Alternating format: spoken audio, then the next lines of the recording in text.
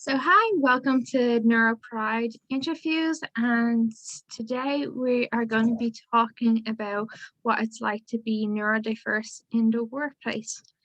So welcome. Would you like to tell us a bit about yourself? Hello, my name is Elizabeth. I identified as autistic because at the moment that's what I have a diagnosis for, but I do think our brains are more complex than that. So my other probably inclination now is just ADHD as well. Perfect. And how do you find working as a neurodivergent person? I find it that has changed a lot since where I started working and how I have changed as a person in the last 6 years, and how discovering that I'm autistic has changed also my perception of the workplace. I did find that when I started to work, I was very on the mindset of fake it until you make it, no matter what. And that came with its consequences of a really, really bad burnout after a few years. I never stopped working, but I did find that because I was putting so much energy in continue to function at work, everything else in my life had to take the toll. So in terms of my personal life or doing things that I like or anything else. But I do find that more like knowing that I'm autistic now, I can advocate for myself and decide what I want to do in the workplace and not be carried by what people expect you to do or how to progress in your career, and be able to identify like this is good fit for me or this is not, or do I am incapable to take this extra work or I am not, and I'm going to say no, I can't do it. But so definitely has been a benefit in that sense. I'm so glad that you found that boundary for yourself and you're able to advocate for yourself. It must be a hard thing to do sometimes. Yeah, it is. It is a hard thing because always I do find that I am a very private person. I am not ashamed of being autistic, but also I wouldn't go around shouting it to anybody that I meet. So sometimes you do have to find, let's say, excuses to why you can't get involved in X, Y, or Z, because it's just like I can't cope with more things. Fair enough. Do you find many barriers when you're in the workplace? I do find, at least, I'm not Irish, and I do find Irish people socialize a lot outside of work. And I never felt that there was an expectation of me to go, but you get invited at the beginning and then people stop inviting you because you never go. But for me, it's just like I've seen these people 40 hours this week. I don't want to see you on Friday night or on Saturday. Like I have you have fill my bucket of seeing you. Like I need a break on the Saturday and Sunday. That's totally fair. So people will go, not only like going to the pub or like going for brunch on a Saturday, or I don't know, bingo loco or drinks or whatever it is, and you hear about on Monday that you were not even asked to. But I understand that people stop asking you because you never go. Like you can blame them for that. That's fair. It must be hard though, all the same. But I think both of them, unfortunately, both of them come with like negative consequences. One is like, people don't invite you, and the other one is like, do you push yourself to do it just to please other people, and with the personal consequences that comes with that. So I don't think there's a win on this one. I get you.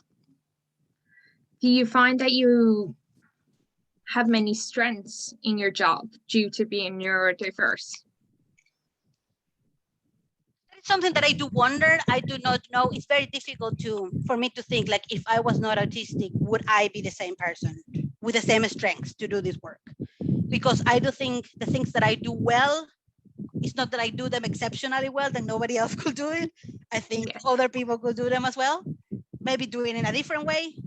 But I do not think that, oh no, I have this unique thing because I'm autistic. I do find that for me, at least, takes me a really long time to transition. For example, the last time that I changed roles was last October. And even though the tasks were not difficult to do, it probably took me like 5 months to feel comfortable on doing them. Just because the person that I have done before me had a way of doing them that I just, so it's like, this doesn't make any sense to my brain. So I had to go when and figure out things like, how do I accomplish the same task by doing in a work that works for me? And that took significant amount of time. So probably that is not a benefit of being autistic at work. I do find also in terms of something probably that the same thing, a lot of people expect, maybe because they think you're talented and you can do much more, that you progress quickly. But from my side, it just like, it takes me 5 or 6 months to get a hold of the new thing. I cannot jump in 6 months to another different thing because it's too much. Like, I need to get, spend the time that it takes me to figure this one out. And then eventually, some moment when I start finding it boring, think about doing something else, but not changing for the sake of changing. I get you. Have you ever disclosed that you're autistic in work? Yes, unfortunately, I'm not saying unfortunately I had to do it. Unfortunately, I had to do it in circumstances that I did not want to, because came back from negative feedback regarding a behavior. It was not a work performance that like, this person is not capable of doing this task. It was, this person does some things that are a bit strange. And I have to say that, look, people might find me that I do X, Y, and Z, but I'm autistic. I do not realize that I'm doing that. I have to make some changes in how do I work to kind of minimize that. Not, to be honest, in the sense of comfort, making it comfortable for other people, because that's not my problem. But in terms of making it comfortable for me, and that thing doesn't happen again. How was the reactions to that, though? In what sense? Okay. No, you can ask me, but I didn't understand the question. Sorry. How was the reaction when you disclosed your autism? I did think it came in a place of understanding, but it did come from a place of ignorance as well. Okay. But I wouldn't judge a person for that, because I wouldn't expect them to be person autism. I think my manager was very, very open. She asked me like, any information that you can share with me, videos, articles, I will read anything to understand you better, which was very good. But I also, probably that's why not I disclose it to everybody, because I don't have the energy to go and educate every single person that I'm going to tell. It's just like, I am autistic, and here there are 10 articles that you can read. So, you need to carry around a business card with a QR code to all the blogs. Download the blogs and the video, and like, I don't know, what do you want? Do you want to read a book? Do you want a video? Do you want an interview?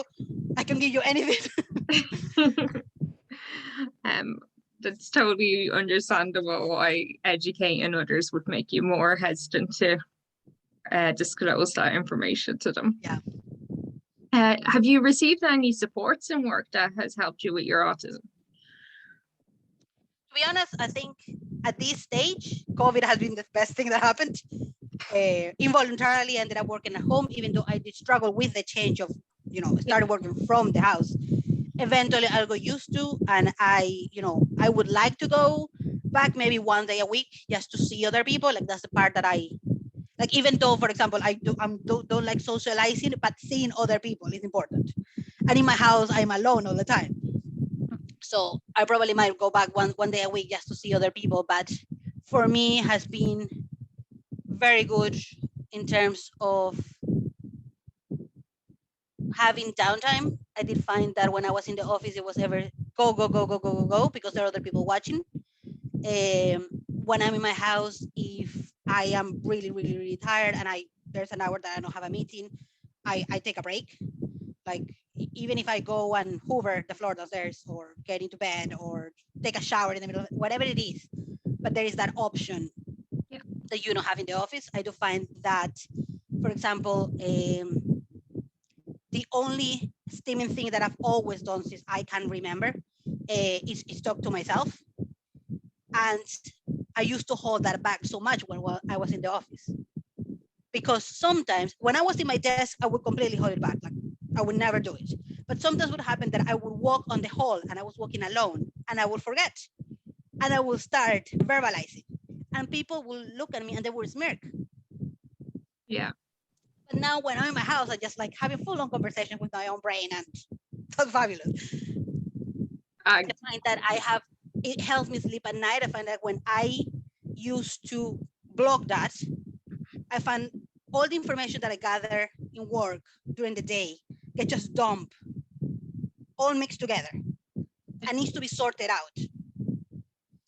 And when I didn't do the talking out loud, I had to come when I go to my house to do the sorting out of the information. And that would take me a couple of hours. Now, if I can sort information as I go during the day, that means that when I finish work, I'm just like, okay, brain, you can just switch off. We're done. That's brilliant for you. As somebody that talks to themselves also, I totally understand where you're coming from in that aspect. And it must be so freeing for you to be able to do that on the go now instead of having to store it all in your brain until the end of the day. Yeah. I do you find that actually probably I work shorter hours because my brain is better during the day because I'm sorting the information instead of just like it's gathering, and by the end of the day it's just exhausted because there's so much being dumped in it. But if I work through it as I go, I can finish earlier work because we have done everything we need to do and that's it. Yeah, that totally makes sense. Stim and stare for a reason. It helps us regulate, so that totally would make sense that your brain is able to function better when you have the freedom to be able to do that.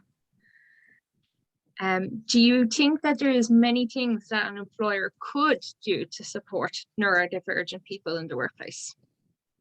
I think what I find at work, and I'm at the moment I'm in a place where I'm gonna give people the benefit of the doubt. It's around ableist frameworks and spoken frameworks that exist in the workplace. I don't think that people do it on purpose. I just think that it's so normalized that people are incapable of recognizing that the workplace, and not even like individuals for default, but as workplace are structured, are ableist. Even so, for example, I do find it that more and more I have to bring these things up. This happened, and I'm like, here's Elizabeth sending an email saying, oh, by the way, this situation, not great. Oh, by the way, this manager training that you gave, not great. How much people will actually get it, I don't know. But look, I feel that I'm doing my part. For example, like a small one was like, I was doing a manager training and they send you a couple of like prompt emails about what was this model about a couple of weeks later. And in one of them was about smiling. And I just look at it and I'm like, oh, no. I don't think it's correct to judge people for how they express themselves physically. No. Some people smile and some people don't. And you should not be expected to do that. And that's even outside being disabled or not. Like, how do you express your own emotions comes so much of how you have, been raised up, how you do interpreting your emotions, what you're feeling on the day. And I don't think that should be fake for the benefit of others. So those little things are things that are more ableist than that, but just those tiny things that are like, Good work on you being for example, able to... other thing that I for example, at least in the office that I would normally go to, you will have like an open plan office, and there's people they're more senior that have their own office, and then there will be like small booths that you could do independent work if you wanted to. I do think that those spaces could be better and could be more sensory friendly. I find that they're extremely clinical. So they are completely white walls, even though like we have a lot of colors in the open plan offices or in the hallways. But when you get to these like independent workspaces that are completely white walls, ridiculous white bright lights. So they could be done better. So it could be, it will benefit everybody in the office. You know, it's not only like, even if it's like, you know, the chance to regulate the temperature and regulate the intensity of the light, like it's not even changing anything, but be giving you the option to say, oh, I want it to be, you know, darker than this because it's too dark, it's too bright or whatever. The other one is, for example, you know, having a open plan office and also have an open plan cafeteria. Like there's no moment, there's no place where you can actually do more like a silent break. So if you could have, let's say, your normal cafeteria, and maybe if you could have like a meeting room next to it and say, okay, this is a silent cafeteria, people can go in and sit on their own and do not talk. I think that would be really good. Like I did find that, and that's something that I have realized now. The first role that I had, it was in a very area, in an area of the office that was very noisy. And there was a lot of conversation going on and the radio was put on. And now that I remember that when I used to have that role, I used to go for lunch alone every day. And I at that moment, I didn't think about it. Now looking back, I say like, oh, I used to do that. And then after a while, I have a different role in which, yes, we were in the open plan office. There were people sitting around me, but everybody was doing their work. Like if you wanted to, you know, have a quick chat with somebody, that was fine, but you wouldn't have a lot of noise or there was no radio going on. So, and then I used to go with my workmates for lunch. That was fine. But in the other role, I needed the break. I needed just like, this is just like way too much noise. That totally makes sense. And there's such simple solutions that would make the workplace much more friendly for so many different people. Do you, sorry, is there anything else important that you find about being neurodivergent in the workplace that you feel like I haven't touched on and you really want to talk about? I think for me, I would say maybe the part where I struggle the most is about, I'm a person who is extremely organized because my brain is messy all the time. So everything is planned. Like very rarely I have to do something that is last minute.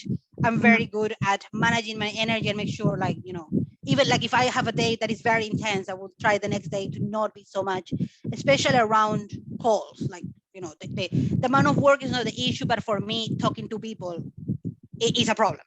Like for me, if I need to finish anything that is about talking to people by Thursday, because on Friday, just language has gone out the window at that stage. And that's like, you know, if I have to do something urgent, that's fine, but I would not schedule a call with humans on Friday. But I do find that, you know, I put all this time in making sure that I have the energy to accomplish all these tasks. And unfortunately, there's people that want things last minute. And that for me is sometimes just like, oh my God, like how am I going to do this and do everything else? I would try to, whatever is not urgent, is like look, this is going to be pushed out for next week. But there are some weeks, unfortunately, last week was really, really stressful because there was nothing that I could push out, and I was given more work on Monday that I was not expected to get. So I think, I don't know if that's something that people should be, maybe people should be more aware of doing that to anybody. But if you have an employee that you know that they are autistic, probably that's the worst thing you can do to them. It's just. And if you were to give advice to an autistic person entering the workplace for the first time, what would be the number one piece of advice you would give them? That is difficult. I would assume, even if you don't want to disclose, you know, openly disclose that you're autistic, have a conversation about your strengths and weaknesses with your manager. Say, these are the things that I am very good at it, and these are the things that I will need help with. Unfortunately, you cannot control what your manager is going to do with that information. But, you know, you would expect that, you know, most people will be compassionate and say, okay, what do I need to do to help you be your best in the things that you are your best. Brilliant. Thank you so much for talking to me about the workplace and being autistic. I really appreciate it.